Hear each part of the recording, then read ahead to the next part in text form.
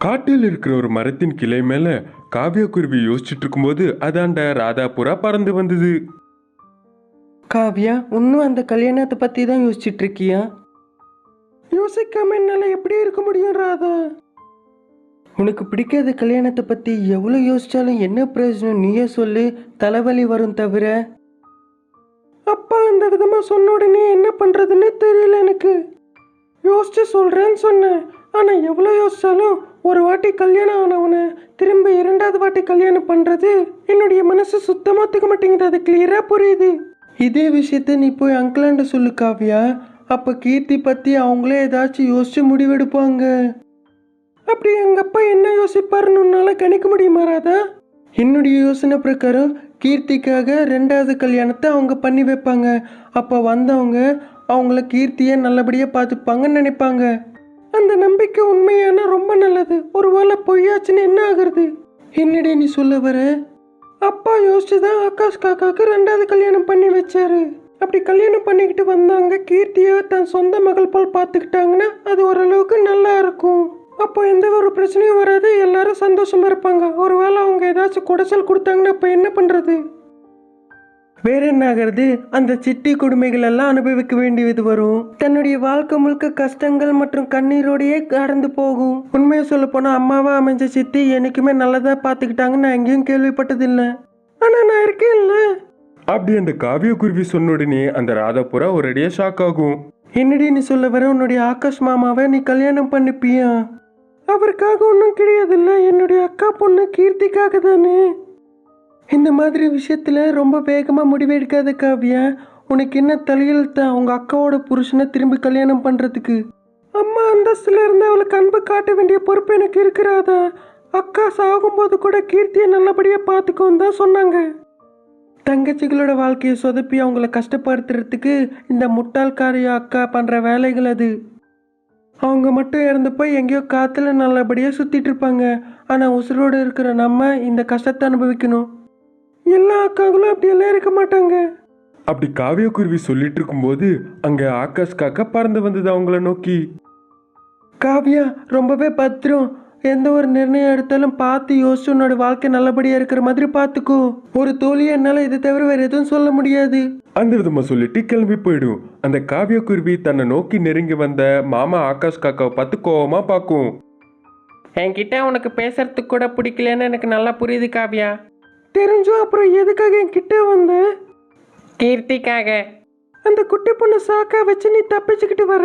எங்க அக்காவை கொன்னதுக்கு உன்னை ஜெயிலுக்கு அனுப்பி உன்னுடைய வாழ்க்கை முழுக்க அங்க கழிக்கிற மாதிரி நான் பண்ணியிருப்பேன். ஆனா அந்த குட்டி பொண்ணு கீர்த்திக்காக. உன்னுடைய பார்வையில உங்களுடைய அக்காவை கொன்னது நான் தான் நீ நினைக்கிறேன். ஆனா உண்மை என்ன நடந்ததுன்னு என்னைக்காச்சும் உனக்கு புரிய வரும்.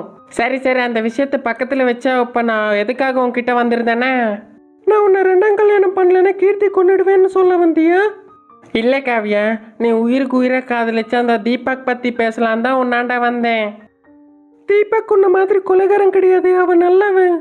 அவன் என்ன ரொம்பவே நேர்மையா காதலிச்சான், உனக்கு தெரியுமா? அப்படியா? அப்படின்னா அவன் கிட்ட போய் உங்க அக்கா இறந்தப்ப அவன் எங்க இருக்கான்னு கேட்டுப்பாரு. நீ உண்மையை சொல்ல போனா உங்க அக்கா எதுக்காக சத்தா? தன்னுடைய மகள் பத்தி கூட யோசிக்காம சாக வேண்டிய காரணம் என்னன்னு கேளு. அப்படின்னு உன்னுடைய நினைப்பென்ன? தீபக் தான் எங்க அக்காவை கொன்னானா? தீபக் தான் கொன்னான்னு என் வாழ சொன்னானா நான் என்னவோ மூட்டி விட்டு போய் சொன்ன மாதிரி ஆயிடும். நீ ஏன் யோசிச்சு பாரு காவியா, படித்தவன், அது மட்டும் இல்லாமல் புத்திசாலி. நீ இந்த சின்ன லாஜிக்கை மிஸ் பண்ணிட்டேன். உங்கள் அக்கா இறந்து போகும்போது தீபக் தீபக்னு என்னாண்டா சொன்னான். தீபக் தீபக்னு சொன்னால் எங்கள் அக்காவை தீபக் கொன்ன மாதிரி ஆகிடுமா? ஆமாம், எங்கள் அக்காவை கொல்றதுக்கு தீபக் என்ன பக்கம் இருக்குது? அது தெரிஞ்சுக்கணுன்னா நீ தீபக் இருக்கிற ரூமாண்ட போய் பாரு. உங்கள் அக்காவை வீட்லேயே நான் கத்தியில் குத்தி சாவடிச்சுன்னு என்னை கொலகாரன் ஆக்கிட்டேன். நீ அது மட்டும் இல்லாமல் என்னை ஜெயிலுக்கு அனுப்பி அதுக்கப்புறமா பெயிலையும் கொண்டு வந்த வெளியில். அது ஒன்றும் மேலே அன்புல கிடையாதுன்னு எனக்கும் தெரியும். கீர்த்திக்காக தானே புரியும். ஆனால் இங்கே நீ தீபக் பற்றி யோசிக்க வேண்டிய அவசியம் கட்டாயமாக இருக்கு. அப்படின்னா நீ என்ன சொல்ல வர சொல்லு. உன்னுடைய காதலனை நான் கொலகாரன் ஆக்கணும்னு என்னுடைய நினைப்பெல்லாம் கிடையாது. அப்போ என்ன கல்யாணம் பண்ணிக்கிறது உன்னுடைய நினைப்பா? அது கூட கிடையாது. உண்மையை சொல்ல போனால் நான் என்றைக்குமே உன்னை என்னுடைய மனைவியாக கூட நான் நினச்சி பார்க்கல. அது மட்டும் இல்லை, என்னைக்காச்சும் நான் உன்கிட்ட கிண்டல் அடித்து நல்லா ஜாலியாக பேசியிருக்கேனா? இல்லை உன்னை டச் பண்ணியிருக்கேனா? இல்லை உன்கிட்ட தான் தப்பாக நடந்துக்கிட்டேனா? இல்லை, தீபக் எங்க அக்காவை கொண்டுட்டு உங்க வீட்டுல வந்து போட்டிருப்பானா? எது நடந்தது, எதுக்கு நடந்தது, என்னெல்லாம் நடந்தது அதெல்லாம் நீயே யோசிச்சு பாரு. ஆமா, உன்னுடைய அக்கா போன் எங்க? கீர்த்தியை அழைச்சிக்கிட்டு என்னுடைய வீட்டுக்கு போ. என்னுடைய வீட்டு முழுக்க தேடிப்பாரு உங்க அக்காவோட ஃபோன் கிடைக்குமான்னு. அதே விதமா நீ சைலண்டா தீபக்கோட ரூமுக்கு போய் அங்கே தேடிப்பாரு உங்க அக்காவோட ஃபோன் கிடைக்குமா இல்லையான்ட்டு. அந்த விதமா சொல்லிட்டு அந்த ஆகாஷ் காக்கா அங்க இருந்து கிளம்பி போயிடும். அந்த நிமிஷத்துல இருந்து அந்த காவிய குருவி தான் காதலிச்ச தீபக் மேல யோசிக்க ஆரம்பிப்பா. அந்த நாள் இரவனுக்கு தீபக்கோட ரூமுக்கு கிளம்பி போனா கட்டிலு கீழே ஒளிஞ்சுக்கிட்டா. தீபக் காக்கா மற்றும் ரேகா புறா ரொம்ப அன்பா பேசிக்கிறது எல்லாத்தையும் கேட்டுட்டு மனசுடைஞ்சு அழுக ஆரம்பிப்பா. ஒரு அழகான அடர்ந்த காட்டுக்குள்ள காவியா குருவி என்ற பெயர்கள் 7 தாய் குருவி வாழ்ந்துட்டு வந்தது. சீசனுக்கு ஏத்தபடி பழங்களை வித்துட்டு வந்தது. அப்படி வந்த வருமானத்தை வச்சு தன்னுடைய மகள் கீர்த்தி குருவியை நல்லபடியா பாத்துக்கிட்டு அவளை படிக்க வச்சுக்கிட்டு வந்தது. சில நாட்களாக வியாபாரம் இல்லைன்னு ரொம்பவே சோகமா உட்கார்ந்துட்டு இருக்கும் போது அப்பதான் ராதாபுரா பறந்து வந்தது. ஏண்டி காவியா, உன்னுடைய சோகமான மூஞ்சிய கொஞ்சம் பக்கத்துல வச்சுனா ஒரு நல்ல விஷயத்த உனக்கு தெரிவிப்பேன். சரிடி, தூர போத்துட்டு அந்த மகிழ்ச்சி விஷயம் என்னன்னு சொல்லு. கீர்த்தி குருவிக்கு ஒரு நல்ல மாப்பிள்ளைய பார்த்து வச்சிருக்கேன். அப்படியா?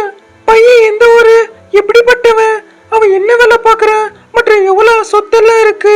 அப்படி கேள்வி மேல கேள்வி கேட்டுட்டு இருக்கும்போது அந்த ராதா குருவி அப்படியே பாத்துக்கிட்டு இருந்தது. அந்த பார்வைய பார்த்து, என்னடி ராதா, கேட்டுட்டு இருக்கும் போது என்னுடைய மூஞ்சியே பார்த்துட்டு இருக்க? தினமும் இருக்கிற மாதிரி தானே இருக்கு, எனக்கு ஒன்றும் புதுசா தெரியலையே, அதுவும் மேக்கப் எதுவும் போடல. கேள்வி மேல கேள்வி கேட்டுக்கிட்டே போற தவிர என்ன பதில் சொல்ல விடுறியா? அப்படி இருக்கும்போது என்னால பாக்குற தவிர வேற என்ன பண்ண முடியும், நீயே சொல்லுடி. ஓஹோ சாரிடி, நான் இனி எதுவும் கேட்க மாட்டேன், நீயே முழுமையா சொல்லுடி ராதா. ஆகாஷ் காக்கா என்ற ஒரு பேருகளை கருப்பு காக்கா இருக்கு. ஆனா பேருக்கு தான் கருப்பு, மனசு ராஜா மாதிரின்னு ஊர்ல எல்லாம் சொல்லுவாங்க. இதே காட்டுல தெற்கு திசையில இருப்பான், அப்பா அம்மா கிடையாது. அப்படின்னு ஆகாஷ் காக்கா அனாதையா? இல்லடி, ஒரு வருஷத்துக்கு முன்னாடி தான் அவங்க அப்பா அம்மா தவறிட்டாங்க. ஐயோ, ஏதாச்சும் ஆக்சிடென்ட் நடந்துச்சா? இல்லடி, உடல்நிலை சரியில்லாத காரணமாக முதல்ல அவங்க அப்பா இறந்துட்டாரு. அதோட வருத்தத்திலே அவங்க அம்மாவும் இறந்துட்டாங்க.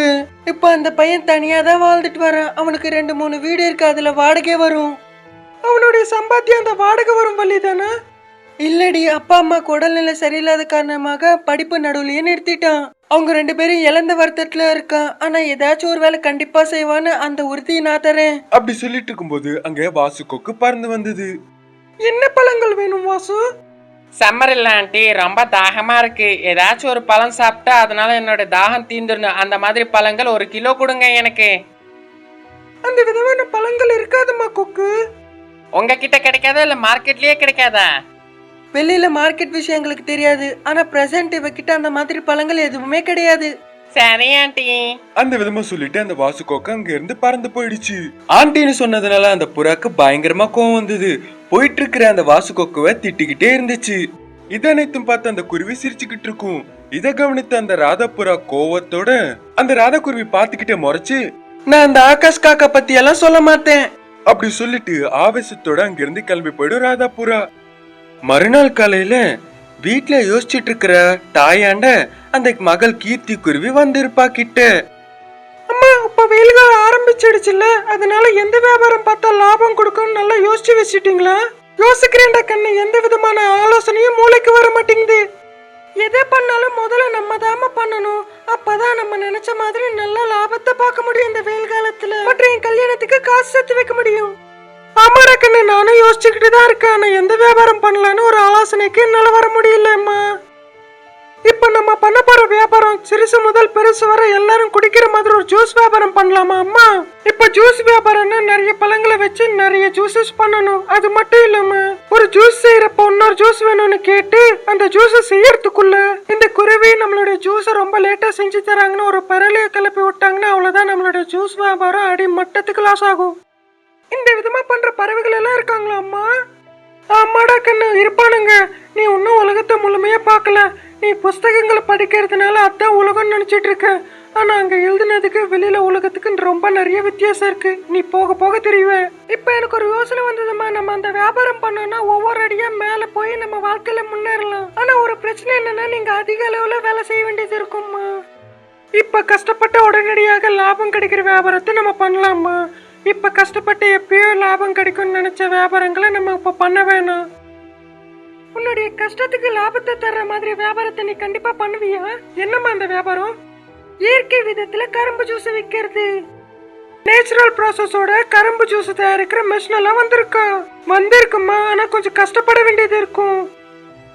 அதான் நான் உனக்கு ஆல்ரெடி சொல்லிட்டேன்ல, கஷ்டப்படுறதுக்கு நான் தயாரா இருக்கேன். கடவுள் மேல பாரத்தை போட்டு லாபத்தையும் அதுக்கான வழியும் காட்டுறது அவர் மேலேயே நான் நம்பி செய்யறேன். தாய் மற்றும் மகள் குருவி 2 பேரும் சேர்ந்து கரும்பு ஜூஸ் வியாபாரம் செய்யலான்னு யோசிப்பாங்க. ஒரு பலகையால வேலை செய்யற கரும்பு மிஷினை கொண்டு வந்து ஒரு மரத்தின் கீழே ஏற்பாடு பண்ணுவாங்க. அப்ப அங்க ஓ பறவைகளை எல்லாரும் சீக்கிரமா வாங்க வாங்க, ரொம்பவே ருசியான கரும்பு ஜூஸ். குட்டி கிளாஸ் 10 ரூபாய், ஜம்போ கிளாஸ் 15 ரூபாய், டபுள் ஜம்போ கிளாஸ் 20 ரூபாய். வாங்கப்பா வாங்க, சீக்கிரமா வாங்க. அப்படி கத்திக்கிட்டே கரும்பு ஜூஸ் விற்க ஆரம்பிக்கும். அந்த விதமா சில நாட்கள் கழிஞ்சு போகும். வெயில் பயங்கரமா அதிகரிச்சதுனால காவிய குருவியோட கரும்பு ஜூஸ் வியாபாரம் பயங்கரமா சூடு பிடிக்க ஆரம்பிக்கும். ஒரு காட்டு பகுதியில மினி என்ற ஒரு புறா ஒரு மரத்து மேல கூடு ஏற்பாடு செஞ்சு வாழ்ந்துட்டு வந்துட்டு இருக்குது. அந்த மினி புறா அங்க இருக்கிற எல்லா பறவைகளோடையும் அன்பா இருக்கும். அதே மாதிரி மத்த பறவைகளும் மினி புறா கூட அன்பா இருப்பாங்க. ஆனா அந்த மினி புறாக்கு ஒரு தம்பி இருக்கான். அவன் எப்ப பார்த்தாலும் மினி புறா கூட சண்டை போட்டுக்கிட்டே இருப்பான். ஒரு நாள் அந்த மினி புறா தன்னோட கூட்டுக்குள்ள நிம்மதியா தூங்கிட்டு இருக்கும் போது அப்போ தன்னுடைய தம்பி அந்த டோனி புறா அங்க வந்து அந்த மினி புறா கிட்ட இந்த மாதிரி சொல்வான். ஏ மினி, நீ என்ன பண்ணிட்டு இருக்க? இங்க சீக்கிரமா இங்க இருந்து வெளியே கிளம்பு.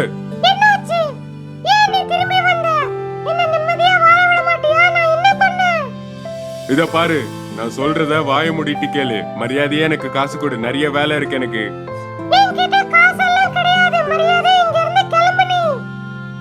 அட, அவ்வளோ தைரியம் வந்துருச்சா? என்னையே எதிர்த்து பேசுற அளவுக்கு? இப்ப பாரு நான் என்ன பண்றேன்னு உன்ன. அப்ப அந்த டோனி புறா கையில குச்சிய வச்சு மினி புறாவை பயங்கரமா உதைச்சு அதே மாதிரி மினி புறாவோட கூட்ட போற வழியில கீழே தள்ளி விட்டு அங்க இருந்து பறந்து போகும். இப்படி நினைச்சுக்கிட்டே சோகமா அழுதிட்டு இருக்கும் போது அந்த மினி புறா அந்த வழியா போயிட்டு இருக்கிற அந்த டோனி புறா அந்த மினிய பார்த்து சிரிச்சுக்கிட்டே போவான். ஐயோ கடவுளே, எனக்கு தெரிஞ்ச வரைக்கும் அவனுக்கு எந்த ஒரு கேடும் நான் பண்ணதில்ல. ஆனா எப்ப பார்த்தாலும் எனக்கு குடைச்சல் தரானே. எப்படியோ கஷ்டப்பட்டு அந்த மினி புறா திரும்பி இன்னொரு கூட்ட ஏற்பாடு பண்ணிட்டு இருக்கும் போது அதை பார்த்து அந்த டோனி புறா இந்த மாதிரி சொல்லுவான். அப்படியா, இன்னொரு கூட்டணி ஏற்பாடு பண்ணிட்டு இருக்கியா? அது எப்படி நான் சும்மா விடுவேன்? இதையும் விட்டு வைக்க மாட்டேன். எப்படியோ மினி புறா கஷ்டப்பட்டு இன்னொரு கூட்டை கட்டி அங்க இருந்து போவான். ஆனா அதை பார்த்த டோனி அங்க பறந்து வந்து அந்த இன்னொரு கூட்டையும் நாசமாக்கி அங்க இருந்து போயிடுவான். ஐயோ கடவுளே, கஷ்டப்பட்டு எப்படியோ இன்னொரு கூட்ட ஏற்பாடு பண்ண, ஆனா திரும்பி வந்து அதை நாசமாக்கிட்டு போயிட்டானே. நான் இப்ப என்ன பண்ணுவேன்? இப்படி அழுதுட்டு இருந்த மினி புறா திரும்பி மனதைரியத்தை கொண்டு வந்து இன்னொரு கூட்டை தயார் செய்ய ஏற்பாடு பண்ணிட்டு இருப்பா. கஷ்டப்பட்டு இன்னொரு கூட்டையும் தயார் செய்யற நிலைமையில திரும்பி அந்த டோனி புறா அங்க பறந்து வந்து அந்த கூட்டையும் நாசமாக்கி போயிடுவான். ஐயோ கடவுளே, இன்னொரு கூட்ட நான் எப்படி தயார் செய்வேன்? எல்லா வாட்டியும் இப்படி தயார் செஞ்சா வந்து நாசம் பண்ணிட்டு போயிட்டே இருக்கானே. இந்த வருத்தத்திலேயே அந்த மினி புறா ரொம்ப சோகமா இருக்கும். அதே வழியாக போயிட்டு இருந்த அந்த டோனி புறா பார்த்து சந்தோஷமா அங்கிருந்து கிளம்பி போயிட்டு இருக்கும்போது அந்த வழியாக பின்ட்டு மைனா வருவான். ஐயோ, என்னாச்சு மினி? ஏன் ரொம்ப சோகமா இருக்க? என்ன நடந்ததுன்னு என்கிட்ட சொல்லு. அப்போ மினி புறா தன்னுடைய தம்பி டோனி புறா பத்தி அந்த பின்ட்டு மைனா கிட்ட சொல்லும். அதே மாதிரி தன்னுடைய தம்பி பண்ண வேலை பத்தியும் ரொம்ப சோகமா வருத்தப்பட்டுக்கிட்டே சொல்லும். ஐயோ, இது ரொம்ப பெரிய தவறாச்சு. உன் தம்பி பண்ணது ரொம்பவே மோசம். ஆமா, என் தம்பி ரொம்பவே கெட்டவன். நான் எவ்வளவு கஷ்டப்பட்டு அத்தனை முறையும் வீடு கட்டறேனோ அந்த வாட்டி வந்து கூட்ட நாசம் பண்ணிட்டு போறான். அட, நீ ஒன்னும் கவலைப்படாத. என்கிட்ட ஒரு அருமையான யோசனை இருக்கு. நீ மரக்கட்டைகளால ஒரு வீடை ரெடி பண்ணு. அப்ப அவன் வந்து அந்த வீடை உடைக்க நினைச்சாலும் உடையாது. ரொம்ப ஸ்ட்ராங்கா இருக்கும். அட சபாஷ் பிண்டு, நீ ரொம்பவே அருமையான யோசனை கொடுத்த. நீ சொன்ன மாதிரியே நான் செய்றேன், சரியா? அப்போ உடனடியாக அந்த மினி புறா மரக்கட்டைகளால ஒரு புது வீடு கட்டும். அந்த மாதிரி வீடு அந்த சுட்டு வட்டாரத்திலேயே கிடையாது. எல்லா பறவைகளும் அந்த வீட்டை பார்க்க அங்க கூட்டமா வரும். அட, அந்த மினி ரொம்ப ஸ்ட்ராங்கான வீட்டை தான் கட்டியிருக்கு. இப்ப நான் அந்த வீட்டை எப்படி உடைக்க போறேன்? அப்போ அந்த அந்த டோனி புறா அந்த மரக்கட்டைகளால செஞ்ச வீடை உடைக்க நினைப்பான். ஆனா அந்த மரக்கட்டைகளால செஞ்ச வீடு ரொம்பவே ஸ்ட்ராங்கா இருக்கிறதுனால ஒன்னும் பண்ண முடியாது. ஏதாச்சும் ஒண்ணு பண்ணி இந்த வீட்டை நான் உடைக்கணும். அப்போ உடனடியாக அந்த டோனி புறா அந்த காட்டுக்கு பறவைகளுக்கெல்லாம் ராஜா ஆன கழுகு கிட்ட போய் இந்த மாதிரி சொல்லும். இத பாருங்க கழுகண்ண, அந்த மினி புறா இருக்கல்ல, அவ எல்லா பறவைகளோடையும் சேர்ந்து உங்களோட பேரை கெடுக்கணும்னு பாக்குறானா? அட என்ன சொல்ற நீ? நான் என்னைக்குமே மினிக்கு எந்த ஒரு தீங்கும் செய்யல. அப்ப மினிய என்ன பத்தி தப்பா பேசணும்? என்ன சொல்ற நீ? அட கழுகண்ணா, எனக்கு தெரிஞ்ச அந்த மினி புறா வேணும்னே உங்களுடைய பேரு கெடுக்கிறதுக்குன்னே பண்றா. நீங்க அந்த மினி புறாவை இந்த காட்டுல இருந்து வெளியில துரத்திடுங்க. நான் சொல்றத தயவு செஞ்சு கேளுங்க. நான் சொல்றத யோசிங்கண்ணா. நீ சொல்றது ஒரு வகையில உண்மைதான். நான் உடனடியாக அந்த மினியை இங்க கூப்பிடுறேன். அதுக்கப்புறம் இந்த காட்டுல இருந்து வெளியில துரத்துறேன். அப்ப அந்த மினி புறா அங்க இருந்து பறந்து போய் அந்த கழுகு கிட்ட போயிட்டு இருக்கும். அங்க அந்த டோனி புறா மினிய பார்த்து சிரிச்சுக்கிட்டே கழுகு கிட்ட நிப்பான். அட என்னாச்சு கழுகண்ணா, எதுக்காக என்ன கூப்பிட்டீங்க? நீ எல்லா பறவைகளுடன் சேர்ந்து என்னோட பேரை கெடுக்கிறேன்னு நான் கேள்விப்பட்டேன். அதனால்தான் உன்னை இந்த காட்டுல இருந்து வெளியில துரத்தலான்னு இருக்கேன். ஐயோ கழுகண்ணா, என் மேல வேணும்ட்டு யாரோ உங்ககிட்ட தப்பா சொல்லிருக்காங்க. இதெல்லாம் போய் நம்பாதீங்க. எனக்கு தெரிஞ்சு இந்த தோனி தான் என் மேல இல்லாத பொல்லாத எல்லாம் சொல்லிருக்கான். என்ன பழி வாங்க நினைக்கிறான். நான் கஷ்டப்பட்டு எத்தனை வாட்டி வீடு கட்டினாலும் அத வந்து உடைச்சிருக்கான். அதனால இந்த வாட்டி நான் மரக்கட்டைகளால ஒரு புது வீடு கட்டினேன். அத உடைக்க முடியாம என்னை எப்படியாச்சும் பழி வாங்கணும்னு இந்த மாதிரி பண்ணிருக்கான். நம்பாதீங்க.